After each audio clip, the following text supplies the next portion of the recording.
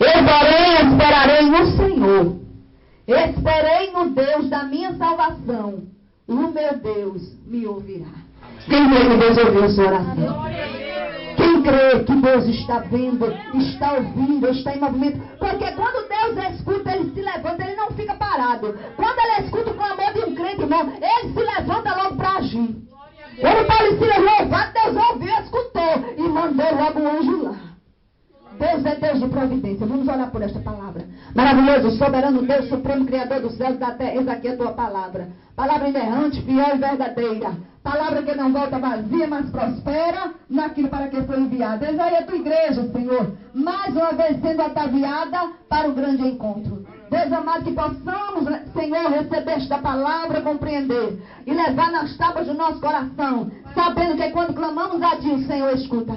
Foi lido aqui, Senhor, que os que confiam em Ti serão como os montes de Sião, que não se abalam, mas permanecem para sempre. E nós sabemos que a nossa confiança tem que estar no Senhor, porque o Senhor ouve o clamor do aflito. Eis aí a tua igreja, Espírito Santo, interpreta a palavra do Pai nas tábuas de cada coração. Toma o teu lugar que te é devido. Fala o que nós precisamos ouvir e não o que nós queremos ouvir. Fica conosco, e a igreja, que é a maior autoridade na face da terra, concorda com esta oração dizendo amém. Podem sentar, santos do Senhor, escolhidos do Senhor. Meus amados irmãos, essa palavra, ela é soberana. Quando Miqueias, o profeta Miqueias, ele está aqui falando ao povo, né? Porque o povo estava passando por uma aflição. Se você ler o início do capítulo, Deus fala por muitas vezes de conserto, julgamento, manda que o povo entre no prumo, e depois os inimigos começam a avançar. Mas quando o povo começa a clamar, começa a se derramar diante do Senhor, aí Deus abre a boca do profeta, e o profeta diz assim: olha, Israel, eu também esperarei no Senhor. Eu não sei, irmão, há quanto tempo você está esperando. Eu não sei, irmão, qual o tamanho, a dimensão da luta e o tempo que faz que você está na porta. A Bíblia não relata quanto tempo Mardoqueu passou na porta, mas a Bíblia relata algum tempo que alguns irmãos enfrentaram no vale, como Ana enfrentou. Esperou 25 anos para receber Samuel. Havia um homem que há 38 anos estava numa cama paralítica, esperando um milagre, esperando que alguém o colocasse lá dentro do tanque. E quando as águas se agitavam, porque diz a palavra que o anjo descia e agitava as águas do tanque, e quem entrasse dentro daquelas águas era curado. Muitos enfermos faziam a fila. Quem podia andar corria e recebia a bênção. Mas aquele homem estava lá, ele era levado por alguém. A Bíblia não conta quem levava ele, mas alguém colocava ele lá e dizia: agora é contigo. Aleluia. E ele ficava esperando. E quando o escritor relata que o homem há 38 anos, você sabe o que é esperar 38 anos? Uma vida inteira, né? Para ser curado. Ele esperava em um, em outro. Eu acredito, parece que eu estou vendo, que quando colocavam ele lá, ele ficava dando um sorrisinho para um e para outro, dizendo: eu vou ter que encontrar alguém aqui que simpatize comigo e queira me levar para entrar dentro desse tanque. Mas sabe qual é a palavra que Deus manda te dizer? Não espera do homem nem da mulher a providência que só eu posso lhe dar. Às vezes a gente olha para um lado, olha para outro. Às vezes a gente espera, né, da parte de alguém uma atitude. Mas nesta noite o Senhor manda dizer que é Ele quem chega na hora certa. E de repente, quando aquele homem menos esperava, eu estava marcado na história que ele ia ter um encontro com o dono do mundo. O Deus que por nós tudo executa. Jesus chega calmo, tranquilo, dentro do coração de Jesus, já sabendo que emanava já poder para liberar milagre. E ele olha para aquele homem, a aflição daquele homem, esperando. Eu não sei se era manhã, tarde ou noite. Eu não sei qual o horário do dia, se já estava se findando o dia e a esperança daquele homem estava se esvaindo. Eu quero dizer para você que a tua esperança está sendo renovada hoje. Deus me trouxe para te dizer que o próprio Jesus chegou diante daquele homem. Ele chega diante de você porque Ele sabe da tua necessidade. Fale para Ele hoje o que você está precisando. E de repente Jesus se apresenta. E ele conta para Jesus a sua dor. Ele diz: olha, eu estou aqui esperando todas as vezes que as águas se agitam, Senhor. Não tem ninguém que me leve ao tanque. Jesus olhando para ele, dizendo assim: mas eu te digo, levanta-te, anda, toma tua cama e vai para casa. Eu quero dizer para você que há um tempo determinado para todas as coisas. Foi necessário aquele homem esperar 38 anos, irmão Antônio, para encontrar com Jesus. O milagre foi ainda maior, porque não foi anjo que veio agitar a água, foi o próprio Deus diante dele que chegou e liberou a palavra, irmão. Jesus está aqui através do seu Espírito Santo. A palavra que ele disse para aquele paralítico: levanta, toma tua cama e vai para casa. Ele diz para você: levanta nesta noite, erga a tua cabeça, vai para a tua casa, porque eu já resolvi aquele problema. Eu não estou aqui pregando para massagear o teu ego ou fazer você sorrir, porque todas as vezes que eu me pronuncio, que eu me coloco dentro do altar para pregar, o anjo se posiciona à direita do altar e ele está com o livro aberto e ele está escrevendo tudo que eu estou falando. Se eu falar alguma coisa de mim, ele me cobra. Há 18 anos eu prego a palavra, 18 anos. E se eu falar uma vírgula que Deus não mandar, ele cobra de mim. Deus está mandando lhe dizer que ele chegou hoje para socorrer você aqui neste pequeno e humilde lugar. Foi difícil chegar, não foi? Mas foi para receber a bênção. Foi difícil chegar lá no monte, mas saímos, descemos com a bandeira da vitória na mão, porque Deus liberou bênção para todos que foram até aquele lugar ontem de madrugada. Estamos cansados fisicamente, mas de posse de vitória. Aleluia. Pregamos lá sem microfone, porque lá não tem. É no Playboca mesmo. Pregamos lá, e Deus fez um movimento, dividimos a ministração para vários pastores que estavam no lugar. A cada hora um trazia uma palavra, eu trouxe em uma determinada hora da madrugada. Estou com a garganta um pouco complicada, porque lá é frio lá em cima, e o negócio é estreito, mas ou você faz a vontade do Senhor, porque é muito bom pregar assim, ó. Com o microfone, dentro de uma igreja bem aconchegante, o pastor prepara tudo, o som para louvar, um playback ali. Mas lá fora, pregar, abrir a boca e dizer que o Senhor é, aí é que é difícil. Mas Jesus está dizendo que é com você e é comigo. Ele está conosco e nós não vamos perecer. E aquele homem vai para casa depois da sua bênção, não precisou nem entrar na água. Jesus está mandando dizer: não precisa se preocupar com a circunstância, porque eu chego no momento certo e eu mudo a situação. E quando o profeta Miqueias abre a boca e diz que quando nós verdadeiramente clamamos e esperamos em Deus, o milagre vem do jeitinho dele, perfeito, sem faltar, sem falhar, sem defeito. Uma criança está aqui ouvindo a irmã com o bebezinho. Uma criança, quando está sendo gerada, ela precisa de 9 meses para ser gerada e nascer perfeita. Se nascer com 3 meses, ela morre, né? Se nascer com 1 mês, está nem formada ainda. Com 2 meses, piorou. 5 meses, difícil demais. Hoje a medicina já tem, né, uma tecnologia que crianças de 5 meses dentro do incubador conseguem sobreviver. Mas é uma guerra travada. A criança nasce e luta para sobreviver ali dentro daquela máquina. 6 meses, complicado. 7, 8 meses, complicado. Muitos com 8 meses, que é um mês que a gente pensa que a criança, quando nasce, já está pronta, ainda tem um processo no seu pulmão, que se ela nascer com 8 meses, não é? Ele passa por um processozinho, vai ter que ir para o balão de oxigênio, porque tem criança que não consegue respirar fora do útero, com 8 meses. Eu tenho um filho que nasceu de 7 meses. Ele não tinha unha, não tinha cílio, não tinha sobrancelha. Era pequenininho, cabia numa caixa de sapato, meu filho mais novo, Leandro. Nasceu de 7 meses. E quando eu olhava para aquela criança, eu dizia: meu Deus, só tu. Na época eu não era evangélica ainda. E o meu filho nasceu, e ali passou 10 dias na UTI neonatal, entre a vida e a morte. 7 meses, nasceu antes do tempo. Assim é o teu milagre. Se chegar antes do tempo, chega com defeito. Está entendendo? Se chegar com 2 meses, chega sem ser formado.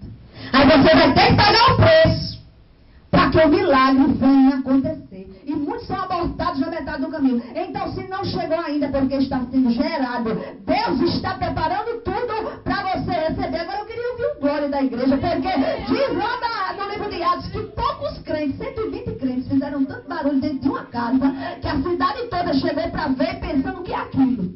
Misturam com aleluia. A gente está no número pequeno, mas a gente der glória. Misturar com aleluia, irmão, o negócio vai ficar mais gostoso. Glorifique o nome do Senhor. Aleluia. Espere em Deus. Olhe para Ele. Confia somente nele. Só Ele tem para te dar. Aleluia. O povo estava aqui passando por um momento difícil. Olha, se você ler a partir do verso 1 do capítulo 7, há uma afronta. Louvado seja o nome do Senhor. Existem pessoas que estão avançando para entristecer a Israel. E Miqueias levanta a voz e diz assim: não te preocupa com o homem perverso, não te preocupa com o amigo falso, não te preocupa com aqueles que se levantam contra você, não se preocupa com aquele juiz que te aponta e te julga sem recompensa. Espera tão somente no Senhor. Ele é tua justiça. Então vamos ler o capítulo atentamente até chegar no versículo que eu li. Aleluia. Louvado seja o nome do Senhor. Por que esperar no Senhor? Porque só dele vem a nossa salvação. Aquele paralítico recebeu a salvação para o seu problema. Ele foi curado e foi salvo. A sua alma se encontrou com Deus que dá a vida. Jesus olha nos olhos do homem. Quem olha para Jesus, irmão, muda. Não permanece do mesmo jeito. Quando Jesus tem um encontro com o homem, ele vai na divisão da alma entre juntas, medula e espírito. Quando Jesus se encontra com o ser humano, ele não cura você só no corpo físico, tá entendendo? Ele vai lá na sua alma e ele libera a palavra primeiro para libertar você daquilo que lhe aflige. Depois a cura é liberada no seu corpo. O homem vai para casa. Eu acredito que aquele homem passa a seguir Jesus. Porque quem se encontra com Jesus não pode abrir mão dele jamais. Porque quando encontra Jesus, ele não quer mais sair de perto dele. Amém. Jesus, por onde ele andava, uma grande multidão seguia. A mulher do fluxo de sangue estava lá. Zaqueu estava lá. Paralíticos que haviam sido curados, surdos que haviam recebido a cura, cegos. O cego Bartimeu, se você for ler a história, estava à beira do caminho, no caminho. E ele gritou tão alto que fez Jesus parar no caminho, voltar e perguntar: o que queres que eu te faça? E diz a palavra que quando ele foi curado, disse: eu quero ver. Jesus ali libera o milagre. Ele se levanta, joga a capa para lá e passa a seguir Jesus. Porque quem recebe o toque de Jesus não quer mais ficar longe dele. Está entendendo? Ele é a fonte. É por isso que o profeta Miqueias aqui, ele diz assim: espere, Israel, em Deus, porque dele é que vem a tua salvação. Aleluia, louvado seja o nome do Senhor. E ele ouvirá o teu clamor. Agora a gente está passando, irmão, por uma luta muito grande. E a gente clama, a gente ora e Deus só em silêncio, não é? Aleluia. Eu enfrentei uma enfermidade no ano passado que não tinha cura para medicina. Não tinha. Eu enfrentei um câncer o ano passado. E eu achei que havia acabado a minha história. Mas eu não fui correr para pedir socorro e nem chorar no ombro de ninguém. Não é porque eu seja orgulhosa ou porque eu seja sadomasoquista, queira sofrer. Não. É porque eu sabia que só Ele, como disse o profeta Miqueias, poderia me salvar. Só Deus. Eu passei pelo vale da sombra da morte. Eu pregava doente. Subia nos púlpitos para pregar enferma. E Deus começou a me mostrar no vale da enfermidade quem era verdadeiro comigo e quem não era, porque Deus lhe dá discernimento, mas você tem que amar todos igualmente. E Deus ia me mostrando, e aí era que eu dizia: agora é que eu vou abraçar e cheirar mesmo, que é para quebrar essa barreira. Porque tem gente que não gosta de você, você não sabe por quê. Olha para você já atravessado sem você nem saber. Tem gente que você chega na igreja, ela está olhando para você dos pés da cabeça, você nem sabe o que foi que você fez para aquela pessoa lhe tratar daquele jeito. Mas Jesus nos ensina a seguir a paz com todos. Jesus, ele não confrontava, ele não ia de encontro aos inimigos. Ele ia na palavra. E a palavra é como fogo abrasador. os fariseus, os escribas, que ficavam ali seguindo Jesus para tentar afrontar Jesus, eram confrontados com a palavra da verdade. Fala a verdade. Usa a palavra de Deus. E deixa o que mais ele faz com você. Jogaram a mulher aos pés de Jesus, adúltera, pega em adultério. E disseram: olha, Senhor, essa mulher foi pega em adultério. E todos eles estavam com a pedra na mão para matar a mulher. Porque naquela época, quem era pego em adultério morria em praça pública, em sinal de humilhação e de punição, era com pedras, apedrejado, na frente de todo mundo, para mostrar que errou, que estava em pecado e que era sujo, não servia mais, tinha que matar, tinha que cortar, tinha que botar para frente, enterrar, porque estava sujo, estragado, não tinha mais jeito.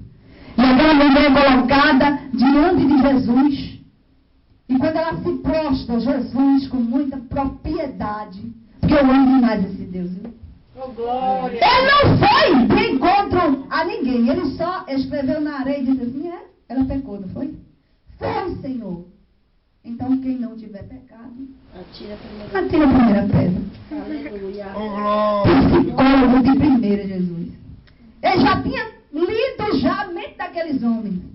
Estavam esperando Jesus dizer alguma coisa. Já estavam com o coração, olha, queimando para fazer justiça com as próprias mãos. Eu quero dizer para você que quem levantou pedra para atirar em você vai voltar frustrado para casa, porque Jesus é quem dá a última palavra da tua vida. É Ele quem dá a última palavra. Ele está te vendo. Estava lá, ele escrevendo, olha, um alvoroço acontecendo. Puxaram a mulher de dentro de casa. Lá vem arrastando a mulher gritando. Eu acho que foi uma gritaria muito grande, né? Que a gente lê a passagem, mas o momento em si é algo crucial. E a mulher relutando e sendo arrastada, talvez até pelos cabelos, e jogava ela no chão, e ela tentava fugir, pegava ela de novo. Você vai morrer agora.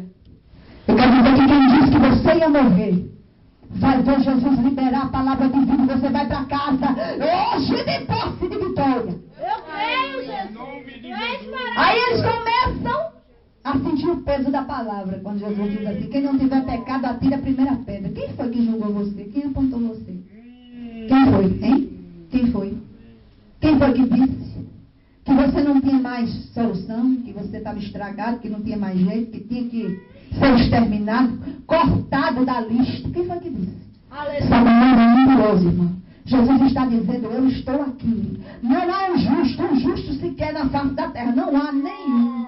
Eu olhei, disse Deus, e não vi um justo sequer. Todos nós somos pecadores. Só seremos renovados, restaurados, quando a trombeta tocar e formos transformados num corpo de glória e subirmos com Ele nas nuvens. Aí sim, estaremos num corpo de glória igual ao dele. Seremos transformados, purificados. Mas enquanto estivermos nessa carcaça velha, a gente não é nada. Aí Jesus olha. Todos aqueles conheciam a palavra, conheciam o livro de Isaías e as leis. E quando Jesus libera e diz assim: atire aí, quem não tiver pecado, pode atirar a primeira pedra. Aí o primeiro começa a se examinar. Eita, eu estou com pecado ali, oculto, escondidinho, vou atirar não. Joga a pedra e sai. E eles vão saindo um por um. E só fica Jesus e a mulher. Está entendendo? A mulher chorando, não havia percebido o que estava acontecendo, já na cabeça dela, pronto, acabou. Estou perdida. Os meus acusadores estão ao meu redor, não tem mais como fugir. Mas esqueceram que colocaram ela diante do juiz dos juízes, colocaram ela diante do advogado que é justo. Ele pesa com 2 pesos e 2 medidas. Ele não julga como o homem julga e ele não vê como o homem vê. Isso aqui é bom. Ela chorando, eu acredito que ali ela já estava arrependida. Porque se o coração daquela mulher não tivesse fruto de arrependimento, Jesus não teria falado com ela daquele jeito. Naquele momento, porque no momento da morte, irmão, passa um filme na nossa cabeça. Eu sofri um acidente de moto em 2009. Ali em frente ao trauma. E vi a morte de perto. A moto virou. E eu fui jogada para o meio da pista. Não tinha ainda aquela divisão que fizeram agora. E os carros vinham de um lado, vinham de outro. E eu caí. Pá. Eu digo, e agora? Cadê força para me levantar? 6:30 da noite, hora do pico, os carros vindo na minha direção. Irmãos, em questão de segundos, eu pensei na minha vida todinha, irmão Carlinhos. Eu digo, agora eu vou morrer. Porque na hora da morte passa uma retrospectiva. Você lembra de tudo que você fez, o que você deixou de fazer e o que você precisava fazer. Eita, E de repente eu disse para o Senhor Jesus assim, Senhor, eu não fiz nada ainda para ti.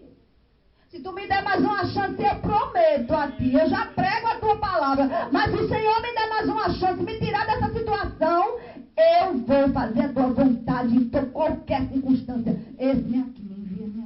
Aí Jesus gostou. Glória a Me deu força.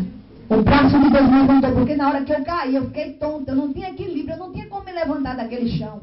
Chovendo e para um carro branco na minha frente. Abre as portas e desce o Senhor com sua esposa. Os carros que vinham em alta velocidade, ele fazia assim, ué, com a camisinha branca. Nunca vou me esquecer. Os carros iam parando, freando. E ele, calma, para aí. A moto jogada para um lado. E de repente, eu me levanto, uma força me levanta. Eu não uso calça. Estava de vestido, um vestido de elanca. E me levantei, eu acho que eu perdi um monte de dedo, não sei, ficou um monte de pedaço aí, porque a queda foi grande. Quando eu olho, irmão, estava intacta. Pode dar glória a Deus. Glória a Deus, aleluia. Não tinha um arranhão, irmão. Sabe por quê? Porque Deus nos guarda e nos livra de todo mal. Aí o irmão desceu e disse, irmã, ele era crente. Olha só. Eu estava orando dentro do carro da minha esposa, aí eu disse, Senhor, bota um anjo na frente desse carro, e a senhora caiu na frente do carro. Eu disse, oh meu Deus, só que eu não tenho asa, irmão. E Deus mandou aquele anjo, porque o anjo foi ele, num carro branco. Eu nunca vou me esquecer. E impediu que os carros me atropelassem. Ele disse, quer ir por trás, você vai daqui perto. Eu disse, não, eu estou ótima. Voltei para casa, sem um arranhão. Foi numa quarta-feira à tarde. Na quarta-feira à noite, eu estava lá na pastora Eronice, dando testemunho na igreja Batista El Elion, do que Deus fez na minha vida. Em 2009, Deus me livrou da morte. Por isso que eu digo que aquela mulher, naquele momento, ela deve ter pensado em tudo que ela fez de errado. Ela estava passando uma revista ali, porque ela sabia que ia morrer. Na hora que a morte chega, que o aperto chega, que a dor chega, irmão, o homem e a mulher treme na base. E Jesus escrevendo na areia. E Deus, que é onisciente, tudo vê, só contemplando o coração dela. Eu acredito que ela lá se remoendo pelos pecados que ela cometeu. E dizendo, agora eu estou perdida, vou morrer. Jesus dizendo, eita. Vai, Espírito de Deus, trabalha no coração dela. Essa alma é minha. Satanás no inferno esperando, vou ganhar mais uma alma. E Jesus lá, só escrevendo na areia, porque o controle está na palma da mão dele. Quando ela levanta os olhos, ela se depara com Jesus. Ela olha para Jesus, Jesus olha para ela. Jesus vê o porquê de toda aquela situação. Sabe o que eu acho lindo em Jesus? Ele conhece o passado, o presente e o futuro. Amém. Ele não olha para você numa situação única, no momento que você peca. Já pensou? Se Deus fosse nos punir por cada pecado que a gente comete, a gente estava frito. Eita glória. Mas Ele conhece que o ser humano é falho, irmão. Agora, isso não justifica você pecar, não. A gente tem que andar na linha. A gente tem que andar pisando nas pegadas de Jesus. Vamos lá no monte, foi estreito. Chegou o momento, né? Que era só uma de cada vez que subia. A gente foi em dupla, segurando na mão uma da outra. Mas chegava o momento que a gente tinha que passar sozinha. E Deus falando comigo, e na pedra, as pedras lá escritas. E a gente lê nos versículos. Diz ao povo de Israel que marcha, eu sou fiel. Prossegue, a vitória é tua, falta pouco. E a gente só lembra nas pedras. Diga, eita Jesus. No céu é tomado a força, o Senhor. Eita glória. E Jesus olha para ela. E Jesus diz, onde estão os teus acusadores, mulher? Eita Jesus. Ela levanta os olhos, ela olha ao redor. E não tem mais ninguém. Ela diz, Senhor, o rosto banhado de lágrimas. Toda arranhada, toda rasgada, cabelo assanhado, totalmente retaliada. Ela diz, Senhor, não vejo mais nenhum. Ele disse, nem eu também te acuso. Vai e não peques mais. Naquele momento, o Espírito de Deus entra no coração da mulher, ela se levanta, recebe a palavra de vida.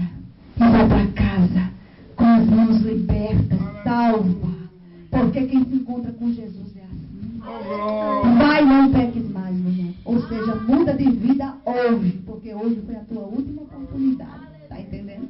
E ela foi para casa. Espere, irmão, no Senhor. Espera no Deus da tua salvação, porque o teu Deus te ouvirá, disse o profeta Miqueias. Jó estava enfrentando um momento difícil na vida dele. Jó foi afrontado pelo inimigo. O inimigo tocou em tudo que ele tinha, já pensou? Tocou na vida financeira, na vida familiar e tocou na saúde de Jó. Ele chegou diante do trono de Deus e foi acusar Jó. Esse é o trabalho do inimigo, é nos acusar. Ele não para só um instante. Você está sendo acusado, não se preocupe, é porque você está dando fruto. Você está incomodando, você está dando fruto. Quando se levanta a afronta, não se preocupe. É porque você está sendo conhecido no céu e lá no inferno seu nome está incomodando também. Por isso o inimigo se levanta. Mas se levanta para cair. Aí ele vai diante do trono do Senhor. E sabe o que é que eu entendo com a passagem do livro de Jó?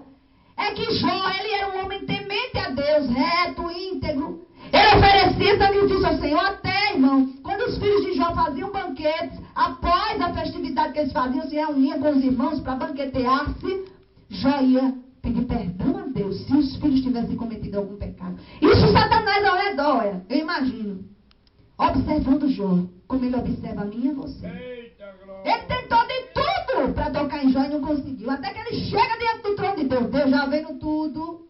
Aí Deus vai logo direto. Viste o meu servo Jó? Eita, glória. Viste, não foi?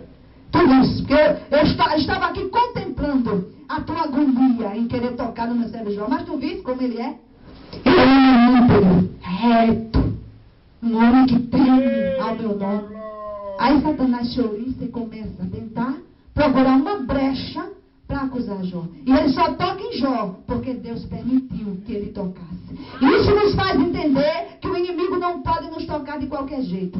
Só toca se Deus deixar, é se nós deixarmos alguma brecha e dermos legalidade para ele agir.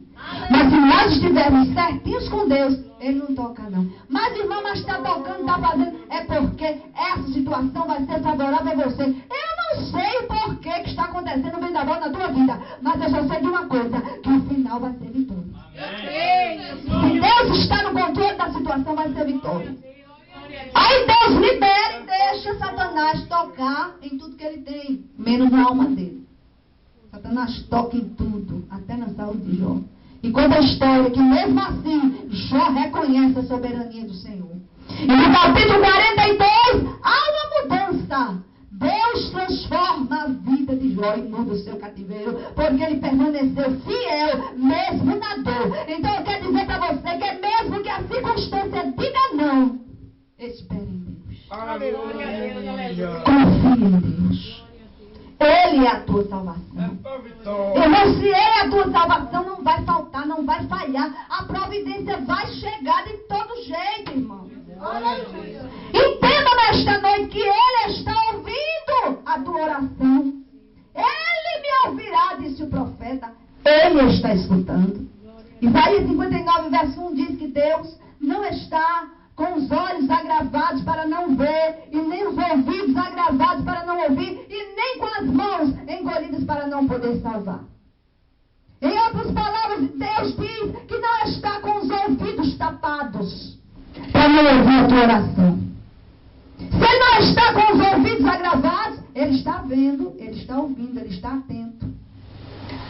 Os sentidos de Deus estão aguçados ao seu favor. E as mãos de Deus não estão encolhidas. Ou seja, está em ação, trabalhando por mim e por você.